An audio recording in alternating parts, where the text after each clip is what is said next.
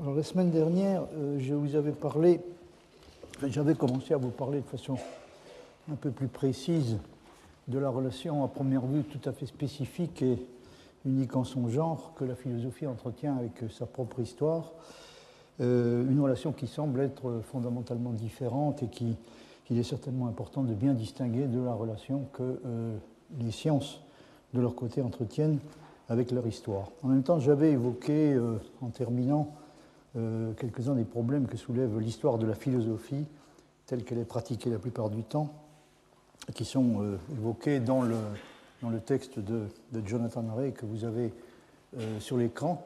Jonathan Ray dit « L'histoire de la philosophie est peut-être moins importante pour ce qu'elle dit que pour ce qu'elle cache », qui est une formule un peu brutale, mais qui, je crois, comporte une part de vérité importante. Il y a deux choses à première vue qu'on pourrait tenter de reprocher à l'histoire de la philosophie, avec tout le respect qui lui est dû par ailleurs. La première, c'est qu'elle est souvent pratiquée d'une façon qu'un historien, proprement dit, qu'un spécialiste de l'histoire, considérerait comme peu historique. Et puis le deuxième problème, et je crois que les historiens de la philosophie, l'histoire de la philosophie a tendance à s'attribuer une sorte de pouvoir plus ou moins discrétionnaire en ce qui concerne la question de la détermination de ce qui est de la philosophie et ce qui n'en est pas, ou peut-être plus exactement de ce qui est de la vraie philosophie par opposition à ce qui n'en est pas. Et Deleuze a dit quelques années avant sa mort, si je me souviens bien, que les historiens de la philosophie se considèrent toujours comme les gardiens de la vraie philosophie. C'est une chose qui peut se vérifier assez facilement, et on peut avoir également l'impression qu'ils exercent ce pouvoir de détermination de ce qui constitue la vraie philosophie, qu'ils exercent ce pouvoir de façon passablement arbitraire. Enfin, je ne vais pas m'attarder sur cette question pour le moment. J'en viens au problème dont j'avais prévu de vous parler ensuite, c'est-à-dire le problème des relations de l'histoire de la philosophie avec la question de la vérité des philosophies. Je voudrais aborder cette fois de façon tout à fait directe. Et pour ce faire, il est utile, je pense, de revenir à Martial Guéroult, dont j'ai déjà cité à différentes reprises le livre Philosophie de l'histoire de la philosophie. Et vous avez parlé donc de la façon dont Guéroult aborde ce problème. Que peut-on faire exactement du point de vue proprement philosophique avec les productions philosophiques du passé ? Comme toutes les productions intellectuelles du passé, les philosophies traditionnelles méritent un intérêt particulier, mais on peut espérer aussi qu'il y a lieu de s'y intéresser pour des raisons proprement philosophiques et non pas simplement historiques. Alors, une bonne façon donc d'aborder le problème que suscite la tentative de réponse de Guéroult dans Philosophie de l'histoire de la philosophie est de se demander où exactement et sous quelle forme on peut rencontrer en premier lieu la philosophie. Or, Guéroult répond à cette question sans hésiter que la rencontre avec la philosophie, c'est d'abord la rencontre avec des doctrines et avec leur histoire. Vous voyez par exemple ce passage, « Celui qui se tourne vers la philosophie existante trouve non un corps de vérité, mais son histoire. » Donc vous voyez, là, il est tout à fait clair.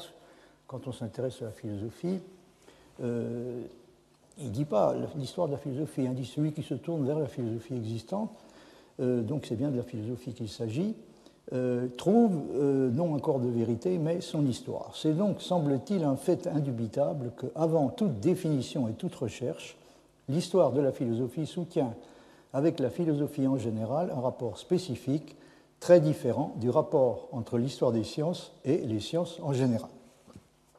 Fin de citation. Donc, quand on cherche à rencontrer la philosophie elle-même, on ne rencontre à première vue jamais ni un corps de vérité établi, sur lesquels les représentants de la discipline auraient pu finir par se mettre d'accord, ni un cheminement susceptible de constituer un progrès effectué en direction d'une vérité finale. Mais cela soulève immédiatement un problème redoutable qui est de savoir si celui qui cherche à rencontrer la philosophie réussira ou non à rencontrer un jour autre chose que son histoire elle-même. Or, aussi philosophique que puisse être cette histoire, elle ne peut tout de même pas, semble-t-il, se confondre purement et simplement avec la discipline dont elle est censée être l'histoire.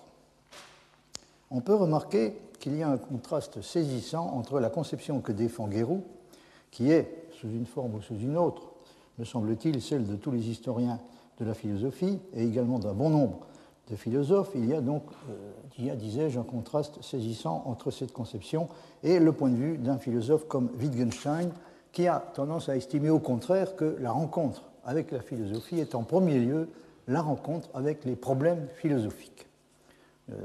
Quand on cherche à rencontrer la philosophie, ce qu'on doit essayer de rencontrer, et ce qu'on rencontre en premier lieu, d'après lui, ce sont les problèmes philosophiques et non les doctrines philosophiques.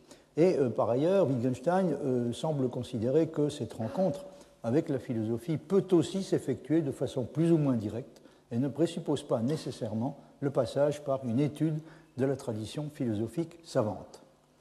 La philosophie, d'après Wittgenstein, ce sont d'abord et essentiellement les problèmes philosophiques. Il le dit explicitement, supprimer les problèmes philosophiques, il ne peut plus être question de philosophie, et il semble avoir réussi pour sa part à démontrer que l'on peut être un grand philosophe tout en ayant une connaissance plus que réduite de l'histoire de la philosophie. Même s'il a exagéré probablement de façon un peu provocante sa prétendue ignorance de l'histoire de la philosophie. Mais c'est un fait qu'il n'avait pas de connaissance systématique de l'histoire de la philosophie, alors qu'on a tendance la plupart du temps à considérer qu'un vrai philosophe ne peut pas se dispenser d'une connaissance de cette sorte. Naturellement, je ne suis pas en train de vous dire qu'il faut chercher à suivre l'exemple de Wittgenstein, cela serait pour le moins risqué, et cela ne peut être que fortement déconseillé a priori. Ce sur quoi je voulais insister est avant tout le fait que, pour un philosophe comme lui, la philosophie, ce ne sont pas d'abord les doctrines ou les systèmes philosophiques, mais ce qu'il appelle les embarras, les perplexités et les difficultés philosophiques. Alors que la notion même de problème philosophique est tout à fait secondaire et même passablement absente dans le livre de Guéroult auquel je me réfère. Et cela en dépit du fait qu'il est, comme tout le monde, je veux dire Guéroult, qu'il est, comme tout le monde, parfaitement conscient du fait que les philosophes sont censés être mus, en premier lieu, par la volonté de résoudre des problèmes d'une certaine sorte. Autrement dit, il semble y avoir une différence importante entre deux conceptions de la philosophie qui ont tendance à s'opposer assez fortement, et qu'on pourrait appeler, pour simplifier, la philosophie des systèmes et la philosophie des problèmes. Du point de vue de Wittgenstein, un bon nombre de philosophes, et notamment de philosophes systématiques, sont atteints de la maladie qu'il pensait avoir détectée, en particulier chez Bertrand Russell, et qu'il appelle Problemverlust, la perte des problèmes. Inversement, les philosophes qui sont hostiles à l'idée de construire des systèmes peuvent l'être justement hostiles à l'idée de construire des systèmes parce qu'ils ont un sens plus aigu de la réalité des problèmes, de ce qu'ils peuvent comporter de pénible et même quasiment de douloureux, et du besoin impérieux que l'on peut avoir de les résoudre. Un sentiment qui s'accompagne évidemment de l'idée que construire des systèmes n'est peut-être pas la meilleure façon de s'y prendre pour résoudre les problèmes. Mais il y a en tout cas chez eux, chez ce genre de philosophes, l'idée que les problèmes philosophiques sont faits véritablement pour être résolus et doivent être résolus. Au moment de commencer un cours d'histoire de la philosophie ancienne qu'il a donné en 1828, Théodore Jouffroy constatait que l'histoire de la philosophie se heurte à une difficulté fondamentale qui semble à première vue à peu près insurmontable. Alors, il formule cette difficulté de façon tout à fait naïve, si on peut dire. L'histoire de la philosophie, dit-il, doit comprendre deux éléments, l'exposition des opinions et la critique des opinions. Que suppose l'exposition des opinions? La connaissance de ces opinions. Que suppose la critique des opinions? La connaissance de la vérité sur les problèmes que ces opinions ont la prétention de résoudre. C'est ce qu'il dit donc dans un cours d'histoire de la philosophie moderne qu'il a donné en 1828. Or, quelles sont les conséquences qui résultent de cela? Eh bien, c'est qu'entre les opinions philosophiques, il n'y a jamais eu, et on ne sait même pas s'il y aura jamais quelque chose de décidé. Sur aucune question, la vérité n'a été découverte. Et vous imaginez sans peine ce qui va résulter de cela pour l'histoire de la philosophie, c'est que la critique des opinions philosophiques est, aux yeux de Jouffroy, impossible, et même incongrue. Ce qu'il énonce clairement dans le passage que vous avez sous les yeux, qu'il n'y a aucune vérité reconnue en philosophie, ou en d'autres termes, que la science philosophique n'existe pas encore, mais la critique présuppose la connaissance de la vérité, pour se permettre de critiquer si le mot opinion vous gêne, disons, les conceptions ou les doctrines philosophiques, pour se permettre de les critiquer, il faudrait avoir une idée relativement précise de ce qui peut constituer la vérité philosophique. La critique présuppose la connaissance de la vérité. La critique des opinions philosophiques est donc impossible. On peut donc exposer les opinions philosophiques, mais on ne saurait les apprécier. Ce qui est une façon de dire que l'histoire de la philosophie doit s'interdire toute espèce de visée évaluative. L'historien de la philosophie n'est pas là pour évaluer les systèmes philosophiques en ce qui concerne, par exemple, leurs prétentions à la vérité. Si la critique ne repose pas sur la connaissance de la vérité, puisqu'on vient de voir qu'elle ne peut pas reposer sur la connaissance de la vérité, mais si elle ne repose pas sur la connaissance de la vérité, elle ne peut reposer, d'après Jouffroy, à nouveau que sur une opinion philosophique, autrement dit sur un système particulier. Mais la critique des systèmes par un système ne peut s'appuyer que sur une base incertaine et être aussi incertaine que la base en question.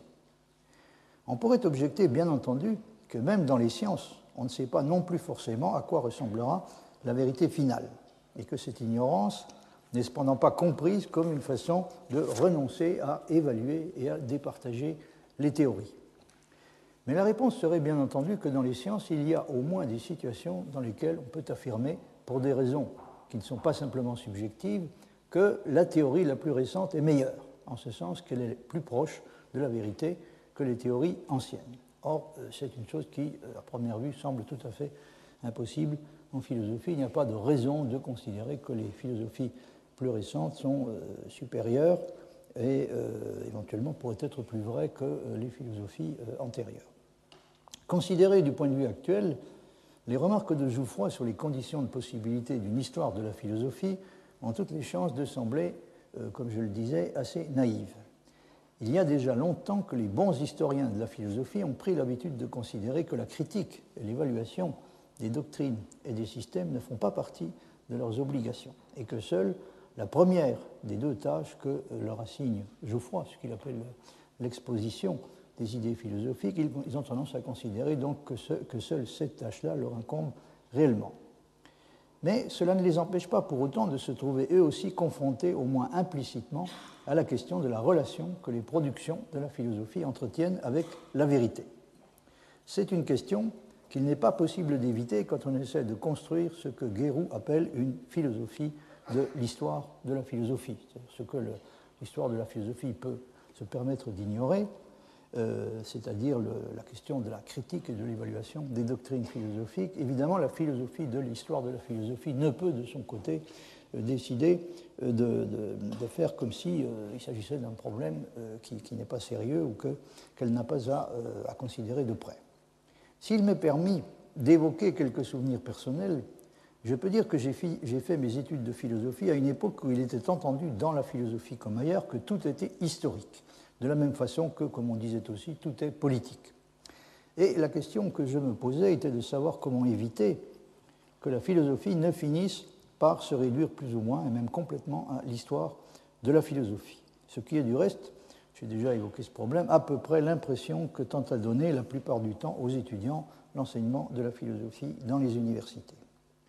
J'ai à peine besoin de souligner à quel point, dans ce genre de contexte, la contribution de Guéroult à la constitution d'une véritable philosophie de l'histoire de la philosophie était attendue avec impatience. Dans un pays comme le nôtre, où l'histoire de la philosophie occupe une place aussi considérable, il n'était guère concevable de laisser la dite histoire de la philosophie vivre simplement sur sa réputation et de renvoyer indéfiniment à plus tard la question de la justification philosophique, de l'importance qui lui est reconnue et de la position hégémonique qu'elle occupe dans les faits. Guéroult, dont j'ai suivi les derniers cours au Collège de France, était à cette époque-là l'historien de la philosophie français le plus réputé. Et j'ai entendu à diverses reprises Villemin, qui était un de ses élèves, et qui se considérait lui-même, pour une part essentielle, comme un historien de la philosophie, plutôt que comme un philosophe proprement dit, je l'ai entendu à différentes reprises m'expliquer, bien des années plus tard, qu'après la disparition de son maître, je veux dire Guéroult, il n'y avait plus eu en France d'historien de la philosophie réellement digne de ce nom. N'étant pas moi-même historien de la philosophie, je me garderai bien, cela va sans dire, de formuler un jugement personnel sur l'état présent d'une discipline qui était encore, dans un passé récent, extrêmement brillante dans notre pays et considérée généralement à l'étranger comme un exemple dont il faut s'inspirer, mais qui malheureusement ne l'est sans doute plus tout à fait au même degré aujourd'hui. Il se trouve que Guéroult avait annoncé un colloque qui s'était tenu en 1957 à Royaumont sur Descartes. Il avait annoncé qu'il préparait un grand livre qu'il n'était pas certain, disait-il, de réussir à terminer avant sa mort, sur, ce sont ses propres termes, sur la philosophie, la vérité, l'histoire. Donc tout le monde avait le sentiment qu'on allait voir enfin affronter directement un problème que jusqu'à présent il semblait avoir essayé plutôt de contourner. Autrement dit, Guéroult était conscient de la nécessité de ne pas terminer son parcours sans avoir essayé de répondre à un type de questions que les spécialistes engagés dans la pratique de l'histoire de la philosophie ont de façon générale plutôt tendance à éviter d'aborder directement ou à ignorer purement et simplement. Mais, comme il le craignait, il n'a pas réussi à terminer le travail entrepris et ce qui a été publié en 1979, autrement dit plus de 20 ans après, ne constitue qu'une partie de ce qu'il avait envisagé d'accomplir et qui aurait constitué incontestablement une sorte de couronnement de son œuvre. Mais je dois dire, à titre personnel, cela va sans dire, que c'est une chose qui ne me surprend somme toute qu'à moitié et que je n'aimerais pas être dans la peau de l'historien de la philosophie qui s'attaque à des questions du genre de celles auxquelles Guéroult a essayé pour finir, avec une sincérité et un courage remarquables, de répondre. Le problème qu'il essayait de résoudre dans Philosophie de l'histoire de la philosophie peut être résumé de la façon que voici. D'une part, dit-il, chaque philosophie, par la certitude qu'elle possède d'apporter toute la vérité possible, donc vous voyez, ça c'est une caractéristique essentielle, intrinsèque de toute philosophie, et là, le sentiment, et même plus que le sentiment, la certitude d'apporter, de représenter et d'apporter toute la vérité possible. Donc, elle prétend, comme dit Guéroult, pour son compte, s'élever au-dessus de l'histoire et arrêter son cours, puisque si elle détient toute la vérité possible, il n'y a pas de raison que, pour ce qui concerne la philosophie, l'histoire continue après elle. Et encore une fois, il s'agit d'une prétention qui semble constitutive de l'entreprise philosophique elle-même. Mais il y a évidemment une contrepartie. D'autre part, dit Guéroult, l'histoire de la philosophie, qui est en réalité l'histoire des philosophies, puisqu'on se heurte immédiatement à cette question du pluralisme, l'histoire de la philosophie, qui est en réalité l'histoire des philosophies, ruine chacune d'elles en rejetant leurs prétentions à la vérité et en les convertissant en événements temporels. Donc les condamne à n'apparaître dans le meilleur des cas que comme des stades provisoires dans la recherche de la vérité, à ce détail près que, contrairement à ce qui se passe dans les sciences, il n'est pas possible d'appliquer, il ne semble pas possible d'appliquer à la philosophie une notion de progrès réellement utilisable. Donc on a affaire à une espèce de difficulté sérieuse qui se rapproche passablement d'une antinomie. Si les différentes philosophies s'efforçaient de représenter une réalité commune, sur laquelle chacune est persuadée d'être la seule à dire réellement la vérité, elle serait irréductiblement plurielle et contradictoire. Alors la réponse de Guéroult à cette difficulté est que les philosophies sont certes irréductiblement plurielles, mais ne sont pas contradictoires. La raison de cela est qu'il n'y a pas, d'après lui, de réalité indépendante que les systèmes philosophiques essaient de représenter et réussissent à représenter plus ou moins bien. Ça apparaît de façon très, très caractéristique dans le passage que vous avez sous les yeux. Guéroult dit « Pour que soit possible l'affirmation de la réalité des doctrines, elles doivent ne pas être reproductrices d'un réel étranger à elles. » Et là, il va développer une thèse qui est particulièrement centrale. Chez lui, c'est la thèse selon laquelle les philosophies ne doivent pas être conçues comme des reproductions d'un réel indépendant d'elles, et qu'elles s'efforceraient de représenter plus ou moins fidèlement avec la possibilité, le cas échéant, de comparer leurs mérites respectifs de ce point de vue. Donc elles ne sont pas déterminées par un réel extérieur et indépendant dont elles prétendraient être une reproduction plus ou moins fidèle. Donc, pour que soit possible l'affirmation de la réalité des doctrines, elles doivent ne pas être reproductrices, entre guillemets, d'un réel étranger à elles. Or, nous constatons qu'elles ne le sont pas en fait. Donc, vous voyez, là, il n'y a pas d'hésitation, il estime que de fait, elles ne le sont pas. Nous pouvons donc affirmer que c'est en érigeant a priori et sans critique, comme condition de possibilité des doctrines, leur caractère de copie, de reproduction, à nouveau entre guillemets, d'un original, que le sens commun est conduit par là, inéluctablement, à leur enlever leur réalité, précisément en leur imposant une condition qui n'est jamais réalisée en fait, parce que, sans doute, elle ne sera jamais réalisable en droit. C'est une citation. Donc, il estime que le sens commun adopte, à tort, au moins implicitement, l'idée que les philosophies sont en compétition pour la reproduction plus ou moins fidèle d'une réalité préexistante et indépendantes, et que, évidemment, si on les considère de ce point de vue, elles sont immédiatement discréditées en raison de leur pluralité irréductible, puisqu'elles n'arrivent absolument pas à se mettre d'accord entre elles sur, sur la façon dont doit se présenter une reproduction supposée fidèle de cette réalité. Par conséquent, il faut, d'après Guéroult, abandonner complètement cette idée d'une philosophie qui serait supposée être reproductrice d'une réalité extérieure, et il va remplacer cette idée par une insistance tout à fait caractéristique sur ce qu'il considère comme la réalité des doctrines elles-mêmes. Donc, si vous voulez, les doctrines philosophiques sont des constituants du réel. Ce ne sont pas des... Il faut les considérer plus ou moins comme des constituants qui sont ajoutés au réel par l'activité philosophique, mais et certainement pas comme, encore une fois, des reproductions ou des copies plus ou moins fidèles d'une réalité qui préexiste à la philosophie. On pourrait on pourrait être tenté de faire remarquer que les doctrines philosophiques pourraient être et rester bel et bien sous la dépendance d'une réalité extérieure qui joue dans cette affaire un rôle comparable à celui d'une simple condition aux limites, et sans avoir pour autant la prétention et encore moins l'obligation de constituer une copie ou une reproduction fidèle de cette réalité. Mais c'est une possibilité que Guéroult ne considère pas sérieusement, parce qu'il a tendance évidemment à identifier plus ou moins représentation à représentation exacte, reproduction à reproduction fidèle, et il estime que la seule façon de résoudre le problème, c'est d'abandonner radicalement cette idée que les doctrines philosophiques constituent les reproductions d'un réel extérieur. La position que défend Guéroult est une forme d'idéalisme radical, d'après laquelle les systèmes philosophiques, pour être des constructions de la pensée, n'en possèdent pas moins une réalité autonome et intrinsèque. Et comme je le disais à l'instant, les dix systèmes sont eux-mêmes des éléments de la réalité et non des reproductions. Le rapport au réel est certes, il l'admet, une condition de possibilité de toute philosophie. Mais il n'est pas dit par là que ce réel est antérieur à la philosophie, comme l'implique le postulat réaliste. Et rien n'est dit non plus sur ce que ce réel doit être au juste.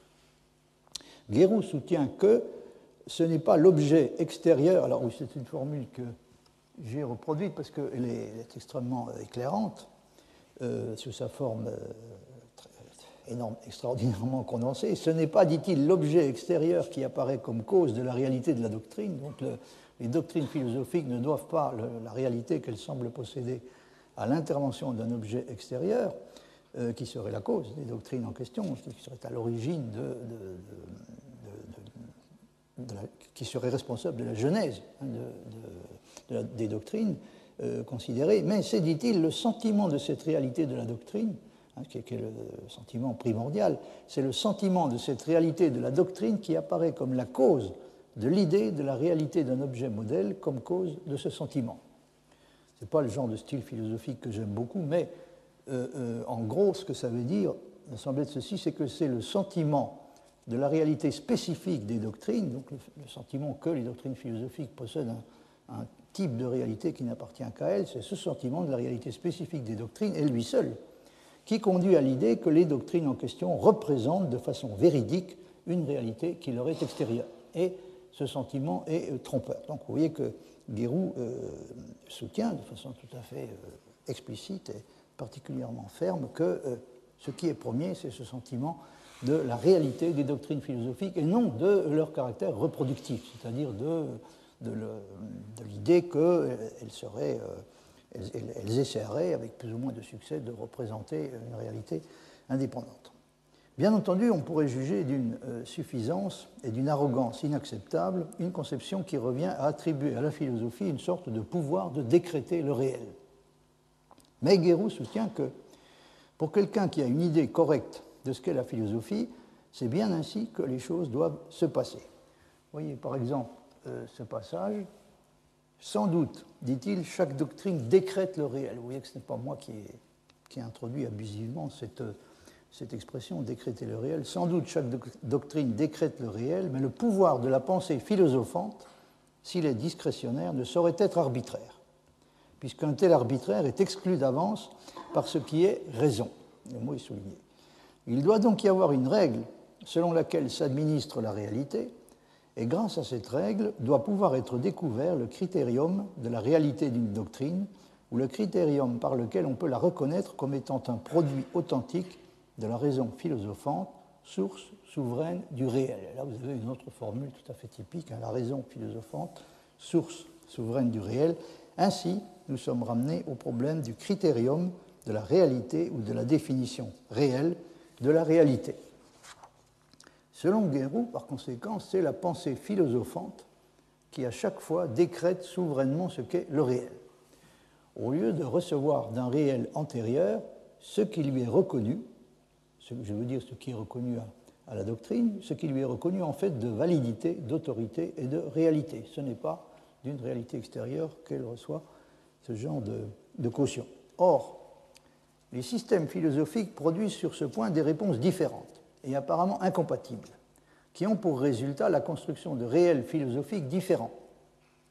Guéroult dit que l'objet, alors je crois que j'ai reproduit le texte, oui, l'objet de la pensée philosophante est le produit de l'action de cette pensée.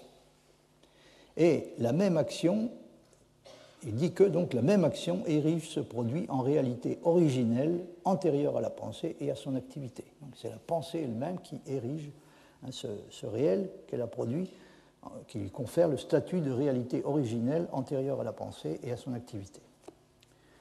Donc, une fois que le réel philosophique a été construit, il apparaît, en quelque sorte par essence, comme quelque chose qui n'a pas été construit, mais qui se présente avec les apparences de ce que Guéroult appelle une réalité originelle antérieure à la pensée et à son activité. Par conséquent, dit-il, c'est ce que vous avez ce qu'il a dit dans le deuxième extrait, les systèmes ne sont pas les organes de l'intellection explicative d'un réel, mais les produits de l'activité philosophante, produits qui sont en eux-mêmes chacun des réels.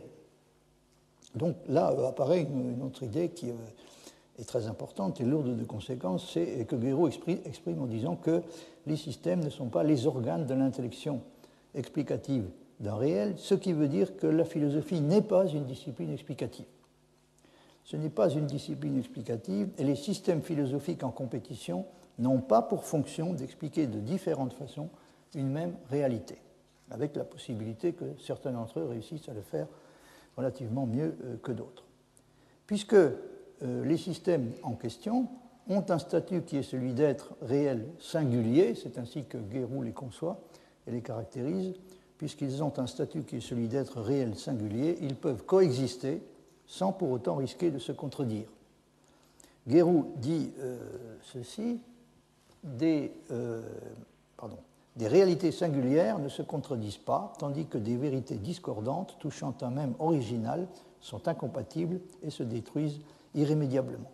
Donc, son argument consiste à expliquer que puisque les systèmes philosophiques sont réels, ils ne peuvent pas se contredire entre eux, c'est-à-dire qu'il argumente de la réalité à la possibilité, ou peut-être plus exactement ce qu'on pourrait appeler la co-réalité à la compossibilité, puisque les systèmes philosophiques sont tous réels et réussissent, si on peut dire, la performance de parvenir à exister tous simultanément. Ils sont tous réels, et s'ils sont tous réels, ils doivent être évidemment compossibles. Puisque les systèmes philosophiques sont réels, ils sont nécessairement compatibles entre eux. On pourrait parler aussi, si on veut, bien que ça puisse sembler un peu tiré par les cheveux, d'un raisonnement qui pourrait être qualifié de quasi-frégéen. Frege soutient dans les discussions qu'il a eues avec Hilbert qu'au sens auquel il continue à utiliser le mot axiome, une démonstration de consistance pour les axiomes n'est pas nécessaire puisque les axiomes doivent être vrais et que s'ils sont tous simultanément vrais, ils ne peuvent pas se contredire. Or, pour Guéroult, les systèmes philosophiques sont tous réels et, en un certain sens du mot vrai, tous également vrais. Et ils ne peuvent par conséquent pas non plus se contredire, même si c'est l'impression que, vue de l'extérieur, ils donnent généralement et sur laquelle s'appuient à chaque fois les ennemis de la philosophie pour justifier la méfiance et parfois le mépris qu'ils éprouvent à son égard. Mais qu'en est-il exactement de la question de leur vérité, de la vérité des systèmes philosophiques?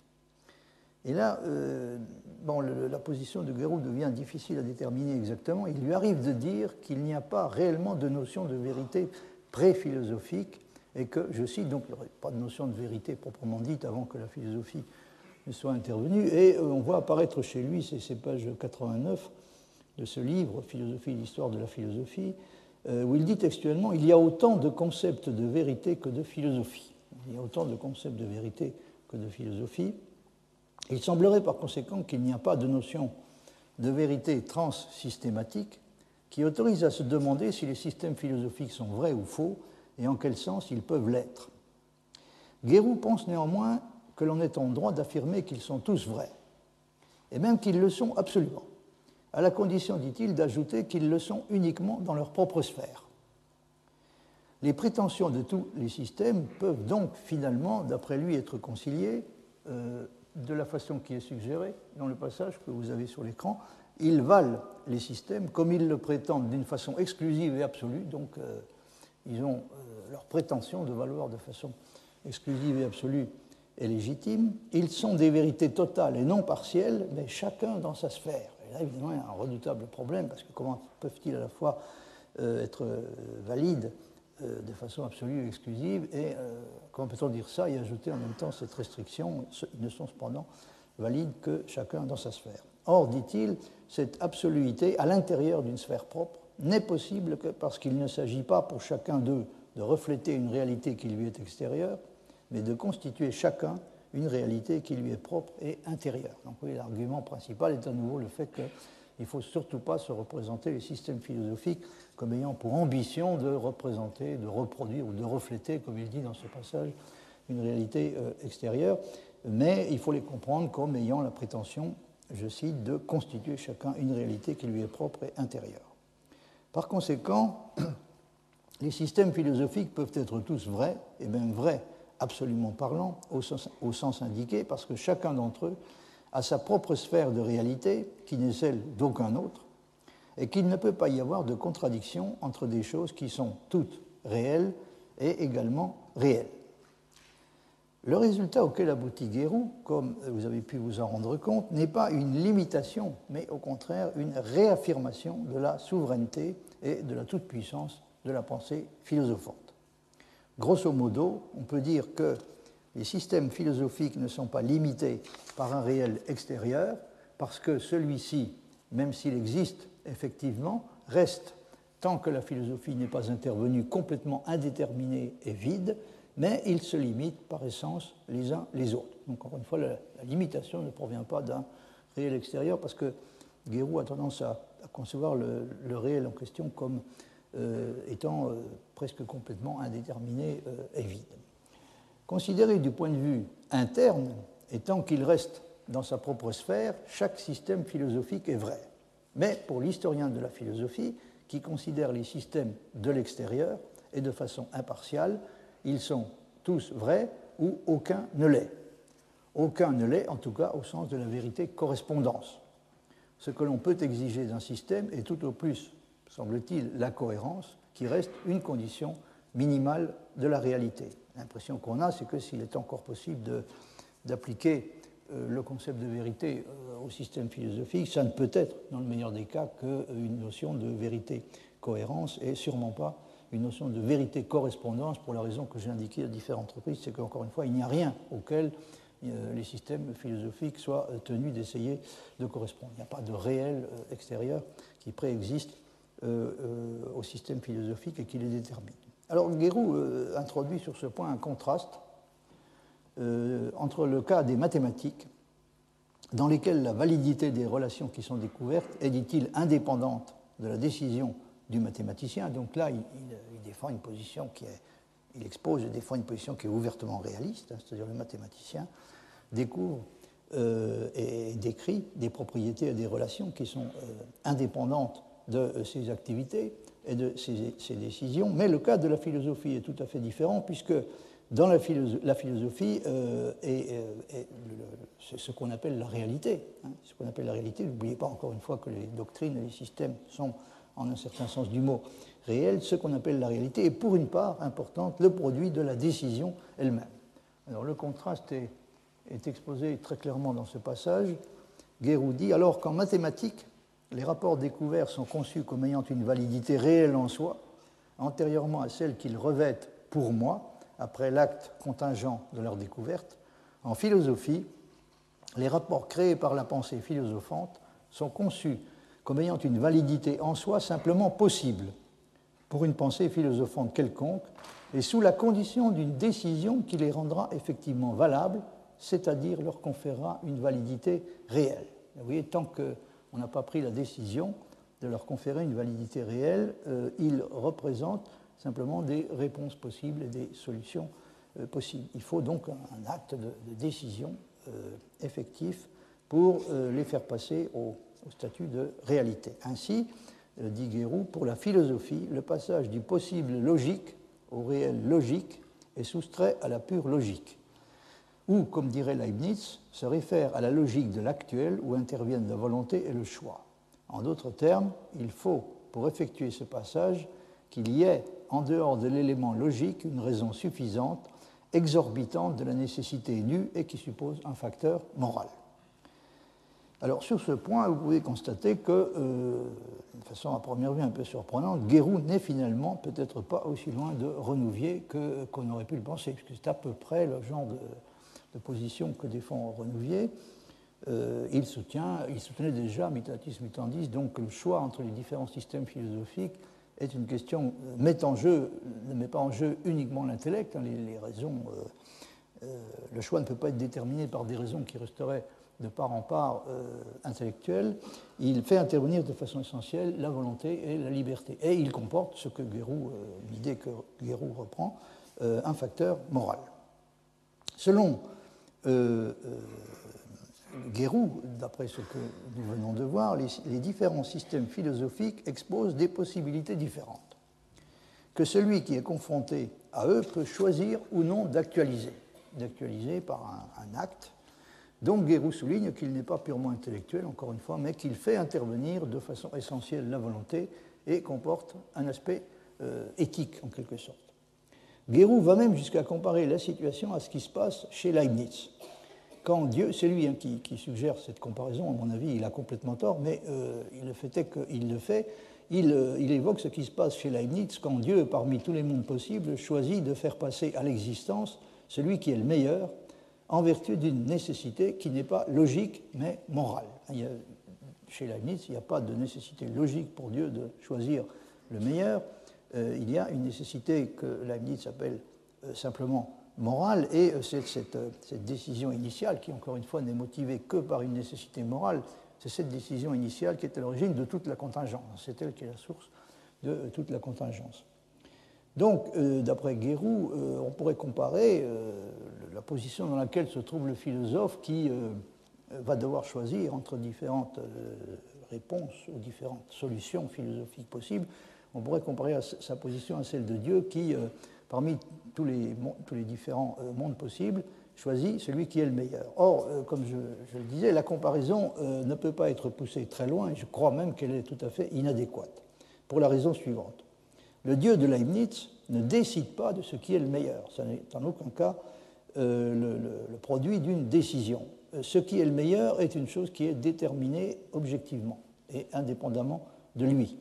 Il décide seulement de le créer. Une fois qu'il l'a reconnu, il décide de le créer. Mais c'est un point très important. il n'appartient pas à Dieu, il n'appartient en aucun cas à Dieu de décider ou de décréter ce qui est le meilleur. C'est une chose qui est déterminée d'une façon dans laquelle il n'a pas à intervenir. Ce qui dépend de lui, en revanche, c'est la décision libre de créer le meilleur des mondes possibles. Or, dans le cas des systèmes philosophiques, la situation semble être complètement différente. En effet, celui d'entre eux qui représente la meilleure solution n'est pas déterminé objectivement. Il n'existe pas de critères objectifs qui permettraient de décider lequel des systèmes philosophiques est le meilleur, ce qui serait, si vous voulez, le résultat d'une activité de nature intellectuelle, et avec si vous voulez, comme conséquence, la possibilité et même l'obligation de décider de choisir librement le système qui a été considéré effectivement comme le meilleur. Or, les choses, encore une fois, ne peuvent pas se passer de cette manière, puisqu'il est généralement admis, et c'est une chose que Guéroult admet lui-même, qui souligne même avec une insistance particulière, dans le cas des systèmes philosophiques, il n'y a pas de critères objectifs permettant de déterminer quelle est la meilleure solution.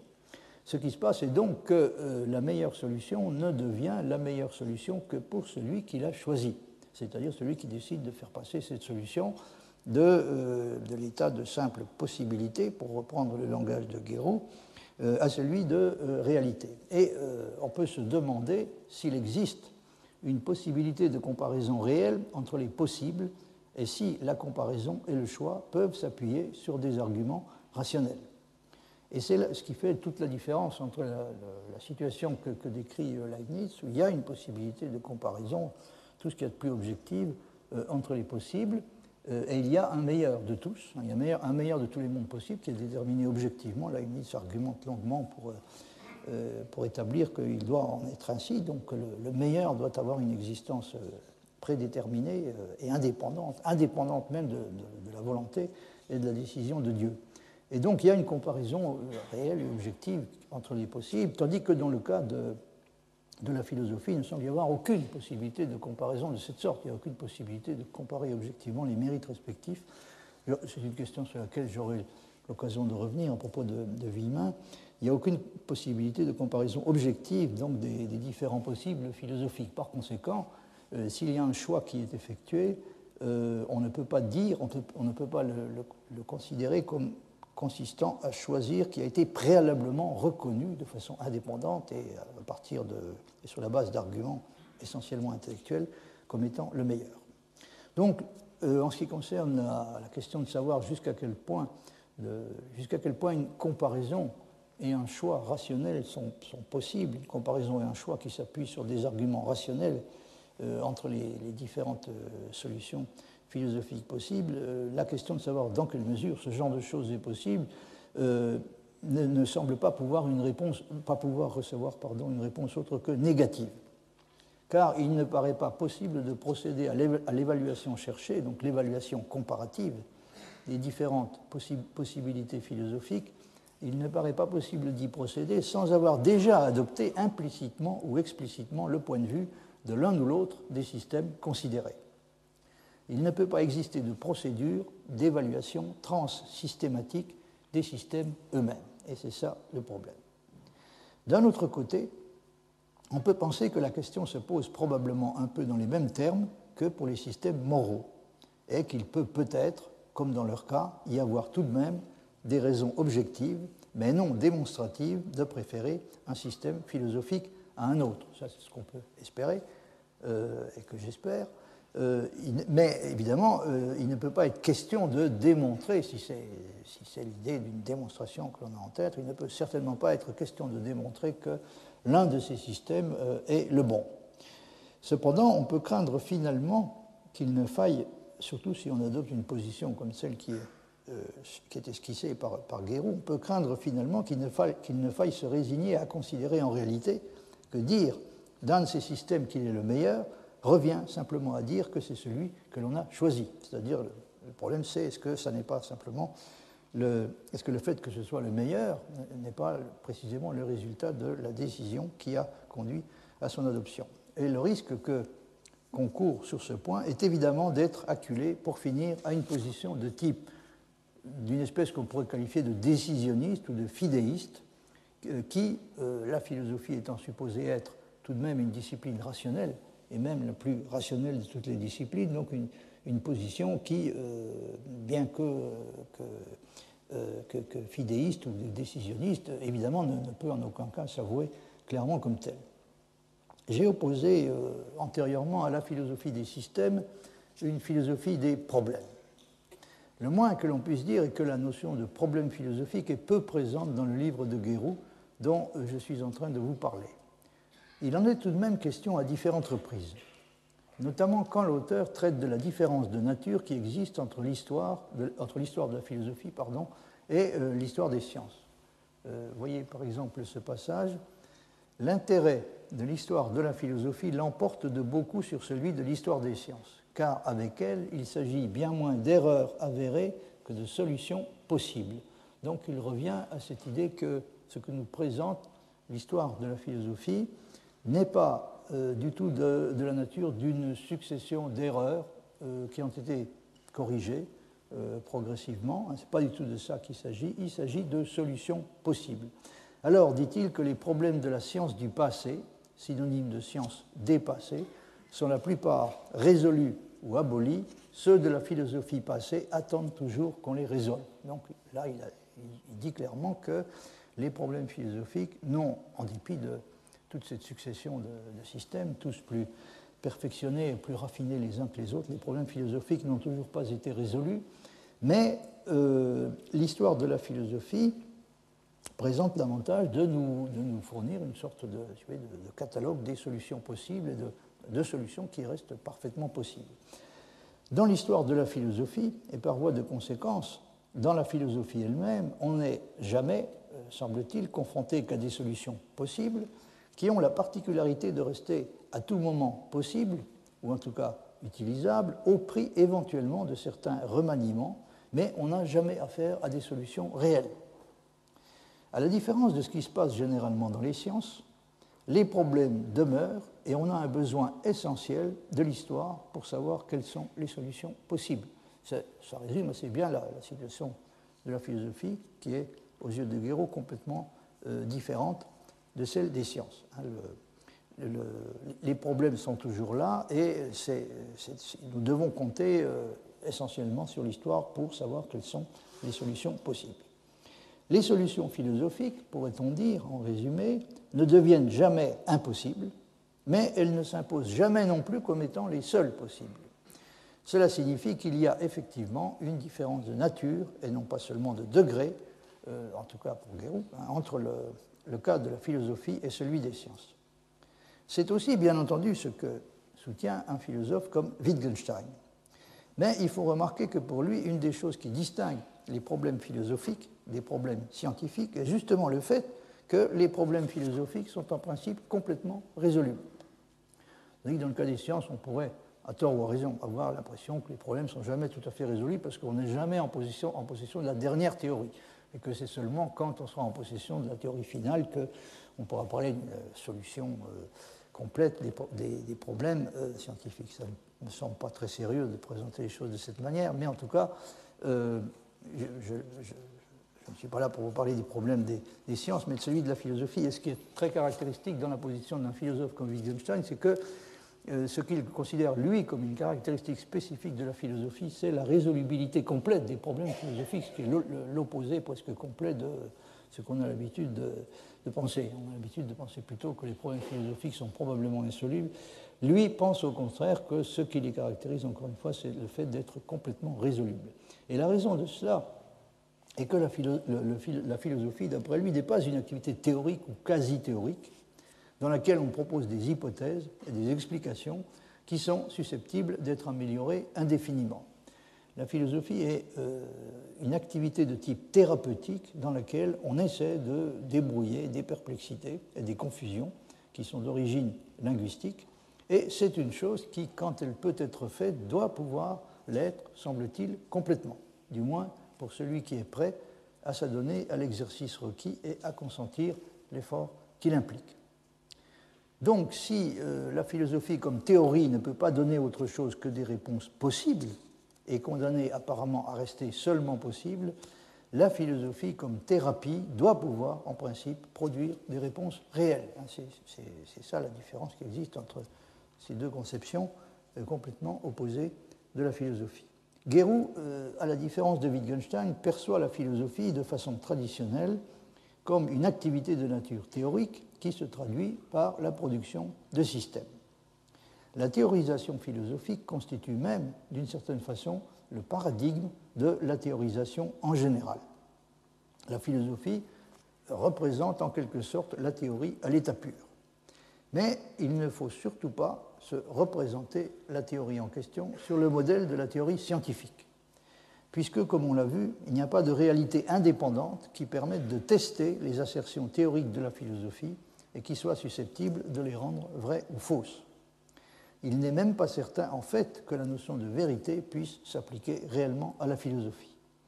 Et Villemin et Granger, qui sont deux des disciples les plus éminents de Guéroult, considèrent qu'effectivement la notion de vérité ne peut pas s'appliquer proprement à la philosophie. Une conséquence importante qui semble résulter de ce qui vient d'être dit est que la philosophie doit être affranchie de l'obligation de s'inspirer aussi bien de la démarche que des résultats des sciences, et que les sciences, de leur côté, ont intérêt à s'affranchir de toute espèce de dépendance par rapport à la philosophie.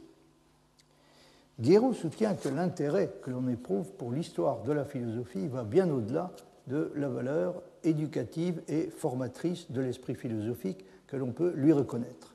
Et l'histoire de la philosophie ne se borne pas non plus à nous fournir des concepts et des matériaux intellectuels qui donnent l'impression de pouvoir être utilisés un jour dans la perspective de la découverte d'une vérité dont nous n'avons pas pour l'instant d'idée réelle.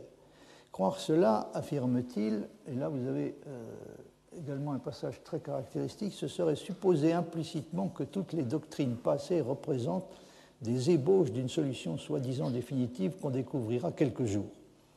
Donc c'est toujours la même critique de l'idée que l'histoire de la philosophie peut être conçue comme une sorte d'acheminement progressif vers une espèce de vérité finale. Donc ce serait supposer, ce que je viens d'indiquer, qui est selon Guéroult erroné, ce serait supposer que la différence entre la philosophie et la science n'est pas essentielle mais provisoire, et qu'un moment viendra où l'histoire de la philosophie perdra son intérêt propre et sera réduite à l'histoire d'une science. Supposition gratuite que le sentiment du philosophe et celui de l'historien s'accordent souvent pour repousser et que l'histoire réfute beaucoup plus qu'elle ne la confirme. Donc vous voyez là, il réaffirme à nouveau qu'il y a une différence radicale entre la philosophie et la science qui ne laisse pas espérer grand-chose en ce qui concerne la question des apports, des contributions respectives que la science, des contributions que la science pourrait apporter au développement de la philosophie et la philosophie de son côté au développement des sciences. L'idée est plutôt qu'il faut que les deux types d'activités qui sont fondamentalement distincts restent également indépendants l'un de l'autre. Alors il est vrai du point de vue historique qu'à mesure que les sciences se constituaient en disciplines séparées et autonomes, ce qui en elle appartenait à la philosophie et à son histoire s'est transformé en science et en histoire des sciences. Bon, une chose qu'on décrit souvent, dont on parle souvent, il y a eu une espèce d'absorption progressive de toute une série de disciplines qui jusque-là se présentaient comme philosophiques et qui étaient conçues comme philosophiques et qui ont été donc absorbées par l'histoire des sciences.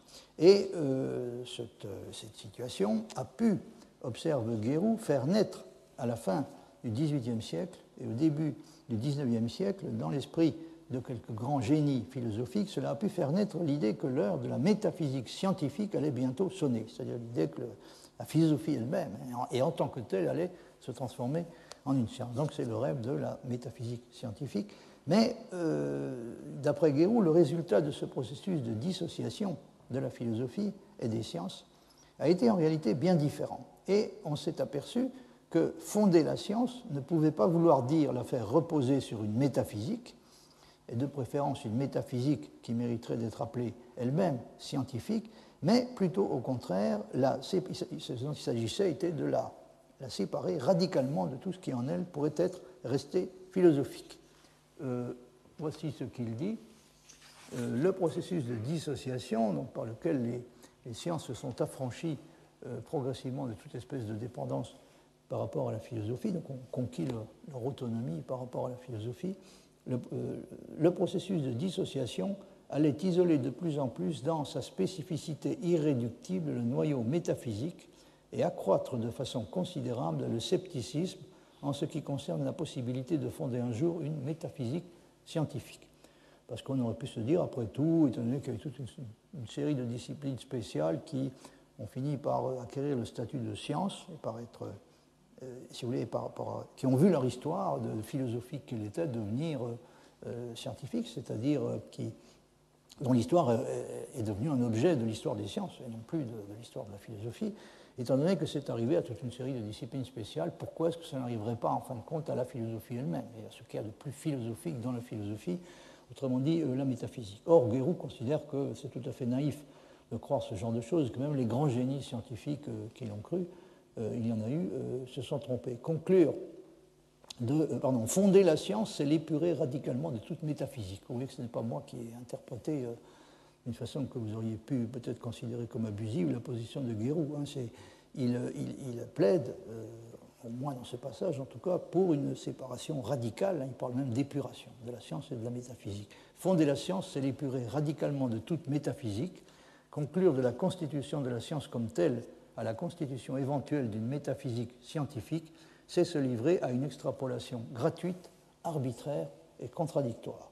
C'est poser arbitrairement que la vérité pour la métaphysique peut se définir de la même façon que dans la science. Donc vous voyez qu'il pense que s'il y a une notion de vérité qui est applicable au cadre de la philosophie, il doit s'agir d'une notion de vérité qui est fondamentalement distincte de la vérité dans les sciences. En d'autres termes, la science ne peut espérer progresser dans sa tâche qui consiste dans l'accumulation de vérités démontrées, ou en tout cas suffisamment confirmées.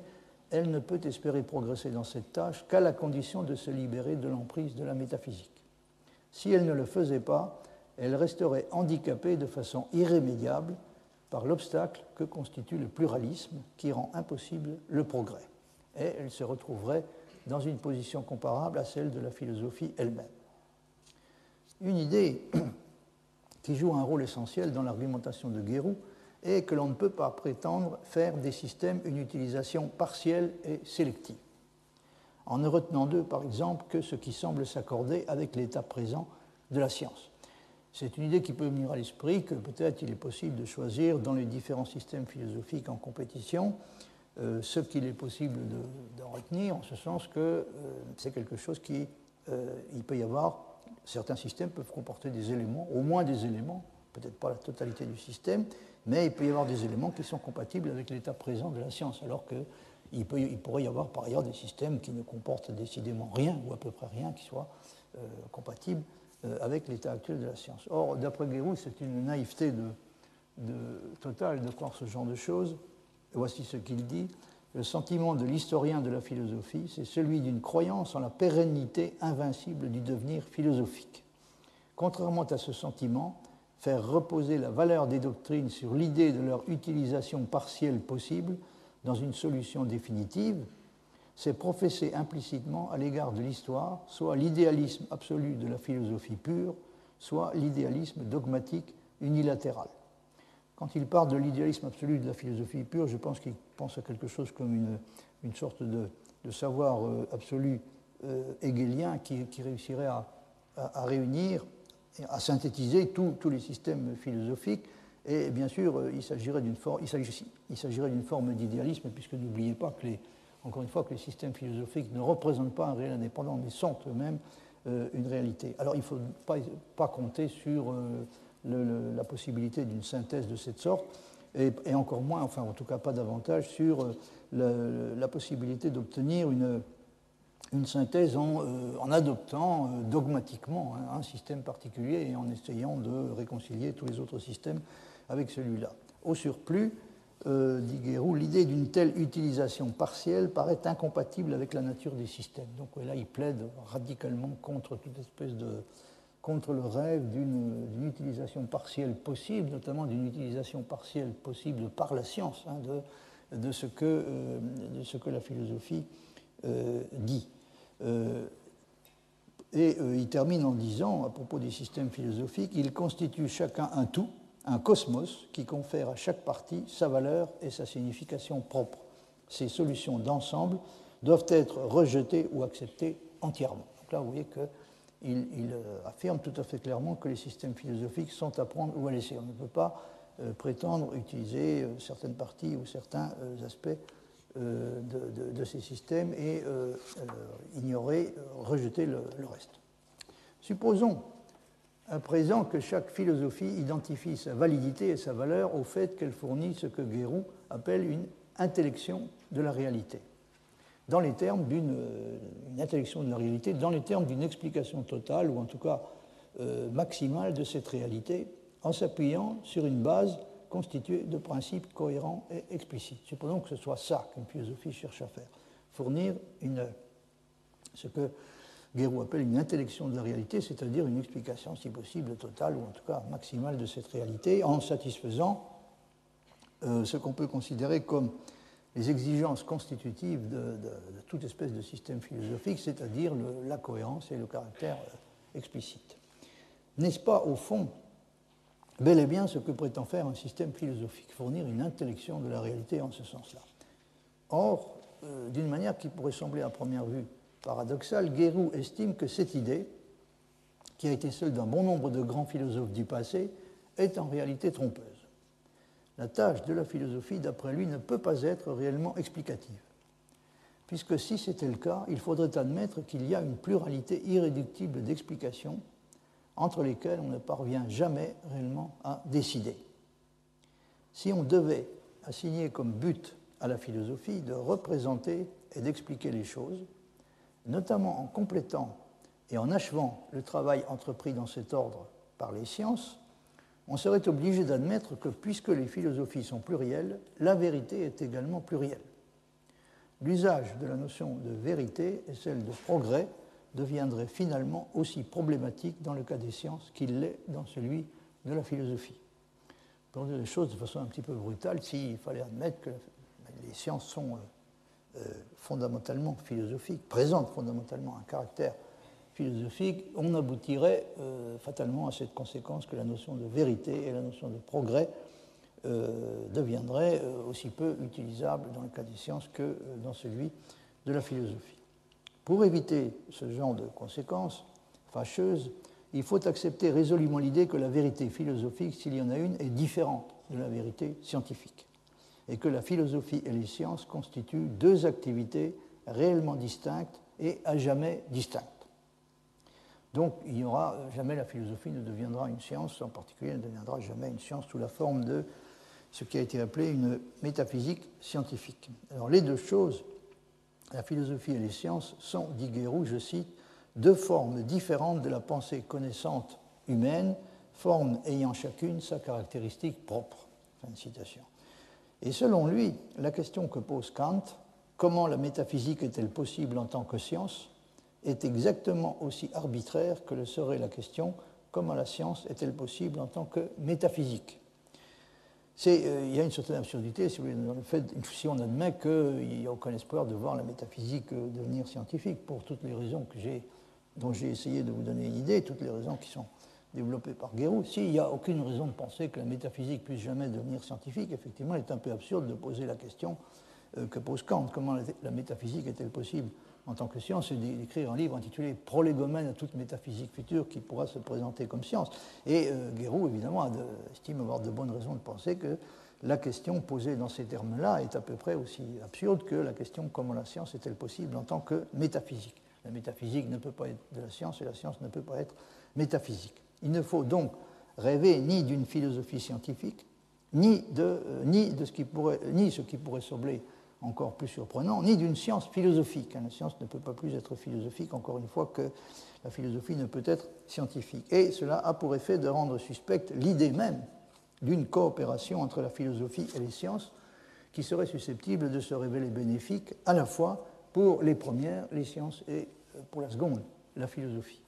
Mais c'est la conclusion, somme toute assez logique, de l'effort entrepris par un bon nombre de gens dans la deuxième moitié du XIXe siècle et au début du XXe siècle, d'une part, pour mettre la science à l'abri des effets négatifs de la pluralité philosophique, et d'autre part, pour donner à la pluralité, dans le cas de la philosophie, une signification éminemment positive et tirer de cela une réhabilitation, non seulement de la philosophie, mais également de l'histoire de la philosophie elle-même. Chez Guéroult, vous avez remarqué, on a probablement l'impression que ce dont il s'agit avant tout de justifier, ce dont il s'agit d'établir l'importance primordiale, c'est véritablement l'histoire de la philosophie, peut-être plus que la philosophie elle-même, à supposer que ces deux choses puissent être véritablement distinguées. Alors, je vous avais parlé déjà du travail que Gabriela Crocco a réalisé sur cette question, et dans les articles qu'elle a consacrés à l'œuvre de Villemin, elle a appelé, je vous en avais déjà parlé, elle a appelé le concordat, l'espèce de pacte de non-agression et de non-intervention qui semble avoir été conclu à la fin du XIXe siècle et qui s'est maintenu largement par la suite entre les scientifiques et des philosophes d'obédience à première vue extrêmement diverses, comme par exemple Guéroult et Brunswick. Vous voyez par exemple ce qu'elle dit, on pourrait parler d'une sorte de concordat réunissant une majorité de philosophes et de scientifiques, un concordat signé au-delà des incompréhensions et des méfiances réciproques, au-delà des préférences philosophiques et des spécialisations scientifiques, un concordat signé d'une part pour contrer les effets dévastateurs, entre guillemets, de l'irréductible pluralité métaphysique sur la science, d'autre part pour sauver la richesse de l'histoire de la philosophie de l'effet stérilisant qu'aurait sur elle l'exigence de progrès propre à la science. Car si on importe dans la philosophie un équivalent de l'exigence de progrès propre à la science, alors évidemment les systèmes philosophiques vont se trouver alignés en rang, le dernier étant le meilleur et les précédents ne pouvant plus constituer dans le meilleur des cas que des approximations progressives du meilleur système, c'est-à-dire du dernier qui a été construit. Et évidemment, c'est une vision de l'histoire de la philosophie qui est inacceptable et même presque révoltante aux yeux de Guéroult. En ce qui concerne ce que Gabriela Crocco appelle le concordat, on peut effectivement observer, à l'époque dont nous parlons, la conclusion d'une sorte de pacte implicite qui a pour but de préserver à la fois l'autonomie de la science par rapport à la philosophie et celle de la philosophie par rapport à la science. Un pacte qui n'est pas sans rapport avec une alliance qui tend à s'instaurer par ailleurs entre les deux courants philosophiques opposés qui, pendant la première moitié du XIXe siècle, avaient été en compétition pour la prééminence, à savoir l'éclectisme spiritualiste et le positivisme. C'est de ça que je voudrais vous parler, si vous m'octroyez encore 2 ou 3 minutes. J'avais déjà évoqué ce curieux concept de positivisme spiritualiste. Il a été introduit par Ravesson en 1867 dans le rapport dont je crois je vous avais déjà parlé sur la philosophie en France au XIXe siècle. Dans ce rapport, il parle de l'émergence possible d'un courant qu'il qualifie de façon à première vue assez étrange, effectivement, de positivisme spiritualiste. Il observe qu'au cours de la période qui a suivi la dernière révolution, la philosophie était devenue suspecte à cause de la façon dont elle était censée remuer fâcheusement les esprits et contribuer ainsi à l'agitation. Mais, dit-il, il remarque qu'après avoir suscité pendant un temps plus de crainte que de faveur, la philosophie est en train de revenir à nouveau au premier plan. Donc c'est un des nombreux renouveaux que la philosophie a connu, elle n'a sûrement pas fini d'en connaître. Alors, vous voyez de quelle façon, j'ai reproduit un assez long passage qui est plein d'intérêt du point de vue historique. Ravesson dit on avait cru devoir diminuer de beaucoup la part qu'elle, c'est-à-dire la philosophie, avait depuis longtemps dans l'éducation publique et la réduire au moins nominalement à la logique. En même temps, on avait supprimé les concours annuels établis pour la réception de maîtres spéciaux dans cette partie de l'enseignement. Les études philosophiques s'en ressentirent et pendant longtemps, elles parurent être moins cultivées que par le passé. De cet état de choses, pourtant, il résulta que la tradition des doctrines qui régnait seule depuis près d'un quart de siècle dans nos écoles, sans être entièrement interrompue, cette tradition perdit de sa force et de son ascendant. Dans les esprits affranchis de son autorité et laissés plus libres à eux-mêmes, des germes préexistants, sans doute, de pensées nouvelles durent se développer. il y a peu d'années, sur la proposition du président ministre de l'Instruction publique, dont ce fut le premier acte, la philosophie reprit dans les écoles de l'État, avec son ancien titre, la place qu'elle y avait autrefois occupée, et un examen spécial pour la réception de professeurs chargés de l'enseigner fut rétabli. Dans les épreuves publiques qui font partie de ces examens, épreuves sur lesquelles plusieurs jeunes maîtres ont jeté un vif éclat, on a vu se produire, au milieu des théories qui avaient seules régné depuis l'avènement de l'éclectisme, des tendances prononcées vers les idées auxquelles ces théories, ainsi que celles qui leur sont analogues, paraissent devoir céder prochainement la place. Donc les Ravesson pensent qu'on assiste à un effacement progressif de l'éclectisme, et qui va donc être remplacé par quelque chose d'autre. De quoi s'agit-il? Eh bien, c'est ce qu'il explique dans les dernières lignes de ce passage. Nous pourrions citer, dit-il encore, comme marque de ces tendances, plus d'un travail présenté dans ces derniers temps, soit aux plus hauts examens des facultés des lettres, soit au concours ouvert annuellement sur des questions de philosophie ou d'histoire de la philosophie, par celle de nos académies à laquelle appartiennent spécialement ces études. À bien des signes, il est permis de prévoir comme peu éloignée une époque philosophique dont le caractère général serait la prédominance de ce qu'on pourrait appeler un réalisme ou un positivisme spiritualiste, ayant pour principe générateur la conscience que l'esprit prend en lui-même d'une existence dont il reconnaît que toute autre existence dérive et dépend et qui n'est autre que son action. Donc, comme vous venez de le voir, Ravesson parle de réalisme ou positivisme spiritualiste en référence à ce qu'il a dit, il en parle en référence à ce qu'il a dit antérieurement à propos de l'attitude d'Auguste Comte et de son maître Saint-Simon, qui se sont fixés comme programme de remplacer entièrement la spéculation métaphysique par des connaissances positives. Donc ça, c'était le programme de Comte et déjà de Saint-Simon. Ravesson fait le commentaire suivant. Pour lui, c'est-à-dire Auguste Comte comme pour son maître, le positif ou réel est seul l'objet de la science. Donc la science s'occupe du positif ou du réel. Par le positif, il entend les faits que nous connaissons par l'expérience, et ces faits, enfin, sont, suivant lui, toutes choses relatives. Comte, l'auteur de la fameuse déclaration « tout est relatif ». Donc la science s'occupe des faits, et le genre de connaissances qu'on peut obtenir en matière de faits est, par définition, de nature relative. La métaphysique, pour sa part, se propose de connaître les choses existant par elles-mêmes, indépendamment de tout rapport, autrement dit existant d'une manière absolue. C'est par conséquent une science illusoire. Donc, ça, en ce qui concerne les prétentions affichées par la métaphysique, il ne fait aucun doute sur le fait qu'à la différence de la science, elle a des prétentions, elle prétend atteindre à une connaissance qui pourrait être caractérisée comme absolue.